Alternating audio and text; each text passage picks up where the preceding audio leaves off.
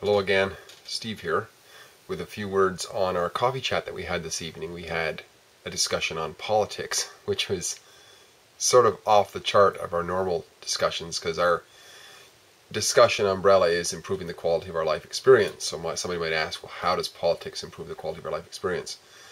Well, I think we were a good example of how tonight we could have a potentially controversial discussion, and for the most part have a civil experience out of it. And I think too there weren't a lot of questions answered, but there's more questions in the mind, and politics, being very controversial, and one man's perspective being mostly evil. If we come away with a lot of questions in our mind, then we have the potential to maybe answer some of those questions. So the more we can inquire, self-inquire, and maybe it's not evil to some, but I mean, one man's perspective once again, but if we can reconcile those questions honestly, then surely that has a deep-seated, sense of accomplishment, endorphin rush or whatever, or the feel of it, and sense that we've done the best we can with trying to grapple with these ideas. We were 18 in total, which is a great size. Getting a little bit on the edge of maybe having to have little breakout sessions if we get over 20 again. I would think that's the time to do it. But I was amazed at how many turned out. I didn't think there'd be that many. It seemed like there was some interest in it. Once again, we went around the room with some, giving as many people the opportunity as possible to let us know what they thought. And I'm just going to read off some of the points that jumped out at me. I made a few notes here. Let me see, where was I? There's so many pages of notes I had here. Alright, let's see here. One guy said that politics is basically a mirror of society at large. And he used the example of the Canadian Senate scandal. Well, I think his point was that the scandals are taking place within us, within people. And, we allow it to happen, basically. Somebody asked the question, why is it controversial? Why is politics controversial? No answer once again, but it's, somebody said that politics is a symbiotic relationship with society.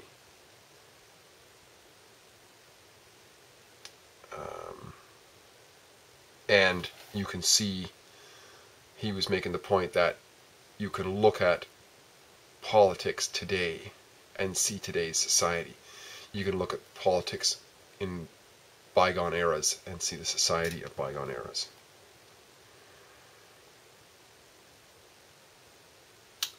One guy said that what interests him about politics is its effect on everyday business. And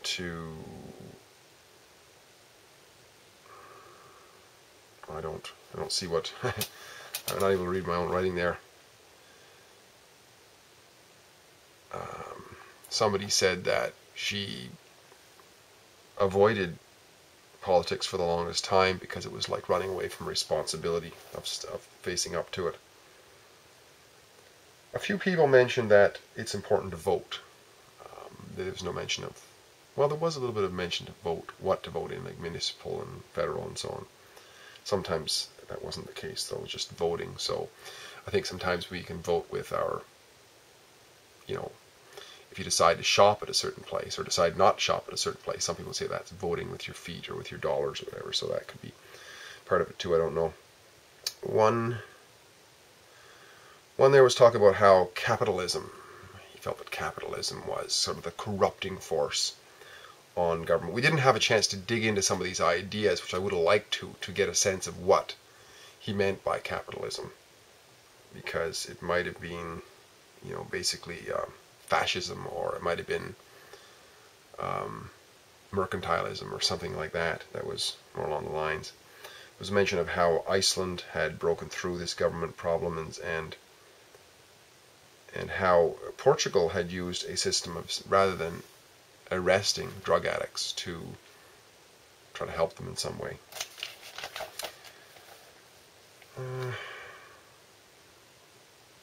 Somebody said that politics is controversial because people have very strong opinions.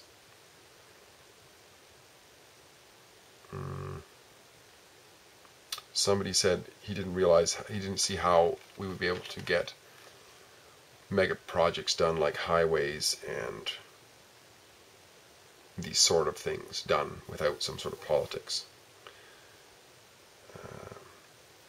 One gentleman said that politics is almost necessary because somebody has to make decisions, and we have to accept. His opinion was that we had to accept the rules and regulations that are put forth by the politic of the day. Everybody has to follow them, even if we disagree. That was his opinion.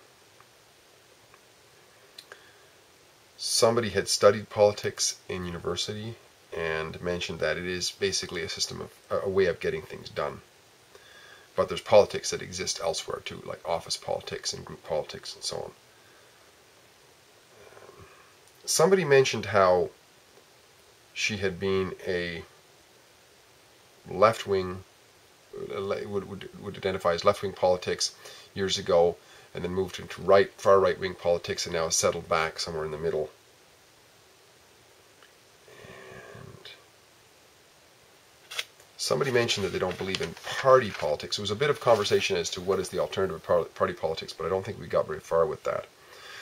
We did have a great discussion following these opening remarks, and then at the end we had, most of the remarks throughout the discussion were about the ills of politics. So we decided near the end to go around once again and have everybody who wanted to share solutions to some of these problems. I didn't write down a lot of that, but it was a great discussion, and there was a great feel to the room too. I think everybody got along quite well. That was the amazing part about it, because it was some very, very conflicting ideas, and I could feel there was a bit of tension almost at times just with the ideas more than with people to people, which is great, because a lot of times we can disagree, very much so on ideas, but rather than let that get in the way of our humanity, right? Let's try to respect each other's opinion. If we're just having a discussion, we're not throwing eggs at each other after all, so that's great. Now, I had a few comments. I didn't have many of them, but I did do a fair bit of preparation for this, because I wanted to, this is a topic that's really important to me, I think. And I started out by saying how one time I was on the phone with a lady from down south, and there was that had been an election recently or something, and she mentioned how she thought that the word politic came from politics, many ticks. So she didn't like politicians, I guess. I looked it up in my Mac dictionary, and I think the word came from something along the lines of many citizens, or citizen anyway. Citizen, and citizen comes from city.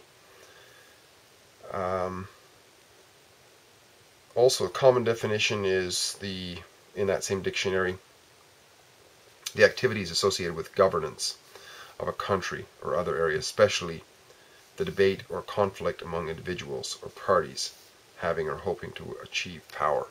That's pretty standard, right? But there was a friend of mine sent me this quite a good article from a libertarian perspective, which talked about how, which had another definition, and he defined politics as the act of deciding for others via the mechanism of the state.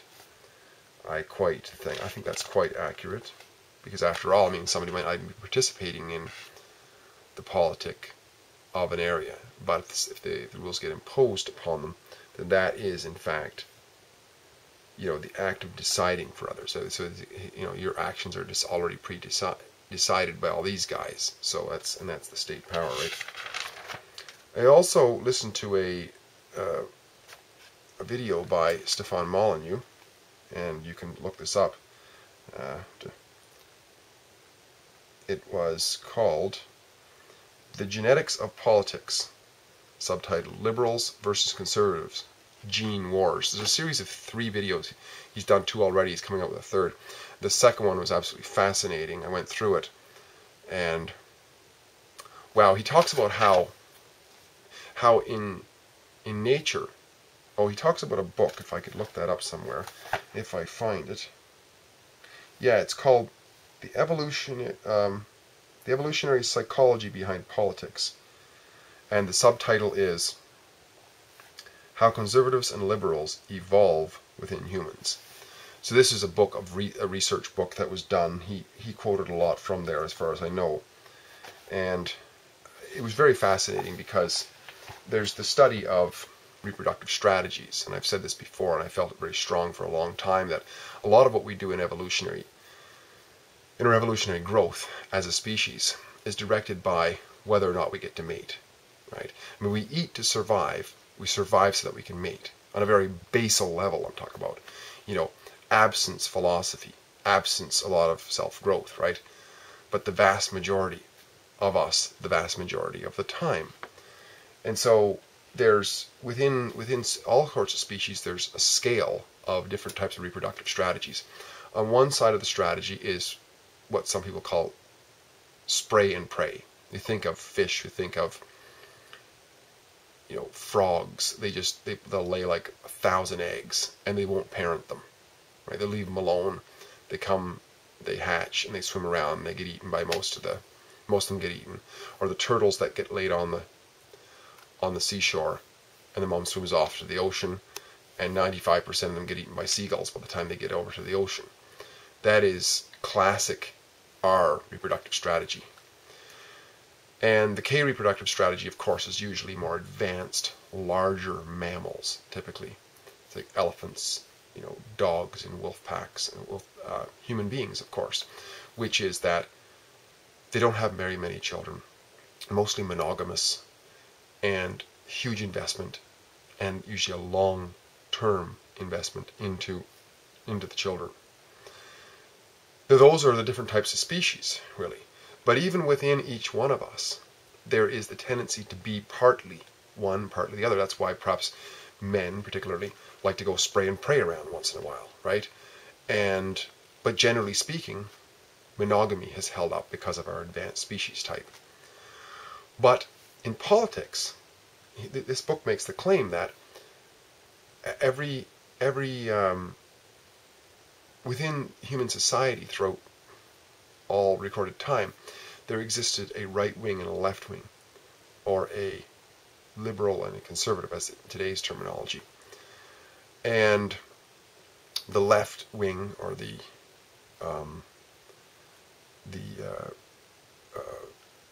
liberal side, modern day liberal, not classical liberal, but modern day liberal, tends to be more less investment in the children, having more children, very promiscuous, more risk averse, or more risk taking, more drugs, alcohol, partying, don't worry about tomorrow, no planning, and so on, and tends to enjoy the welfare state. It gets something for nothing, right? Whereas the other side is heavy investment in the children, tends to be monogamous, tends to take moral laws and so on more serious, plans for the future, and we think in terms of the evolution of farming.